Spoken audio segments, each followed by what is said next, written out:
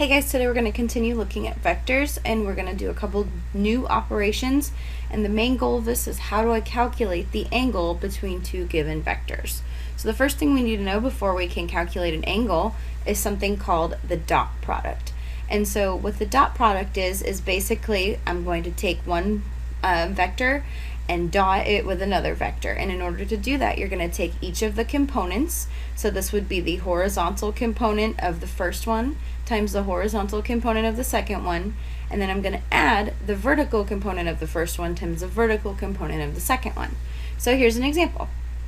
We have those two vectors. We have u equals 2i plus j and v equals 5i minus 6j. Remember, if something's attached to the I, that means it's a horizontal component, and if something's attached to the j, that means it's a vertical component.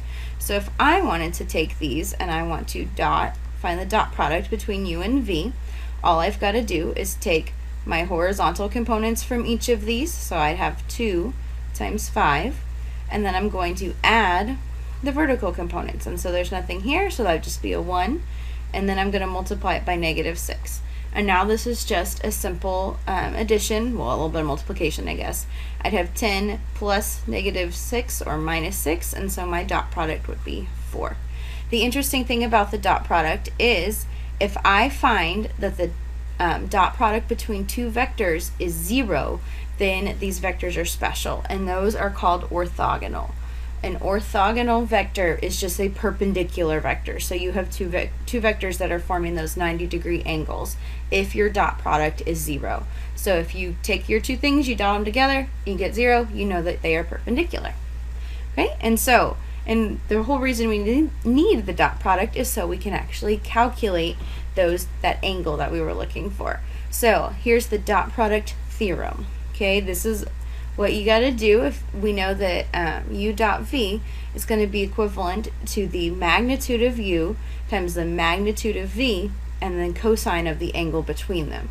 Therefore, if you're looking for the angle between them, all we're going to have to do is rearrange this equation, and I would know that then if I find the dot product divided by those two magnitudes multiplied together and I take the inverse cosine of it, I would find my angle. So let's do an example. So I'm going to use this dot product theorem in order to find the angle between these two vectors. So the first thing that I'm going to do here is I'm actually going to go find what my dot product is between them. So I'm going to take the dot product of u and v. So I'm going to take my horizontal component of the first times the horizontal component of my second. I'm going to add the vertical component of my first times the vertical component of my second. Okay, and that's just going to be a number. I would get 8 plus -15 or -7. Okay, now I'm going to go ahead and find the magnitude of each vector. So I need to know what the magnitude of u is. The magnitude of u is just, if you remember from yesterday, it's the Pythagorean theorem formula. We're going to take 4 squared plus -3 squared, and you're going to take the square root of that, and so that would be 16 plus 9 is 25, and the square root of 25 is 5. And then finally I'm going to find the magnitude of my v vector, and so I'm going to take my horizontal component, my vertical component. This is going to be 4 plus 25, and so that one doesn't have a nice square root, so the square root of 29. So now I can take all those pieces and use this formula. So in order for me to find theta, I'm going to go ahead and take the inverse cosine of u dot v, which we just found out was -7, all over my magnitude of u was 5, and then my magnitude of v was the square root of 29. Now I would just use my calculator to calculate this. For the most part, we want these in degrees.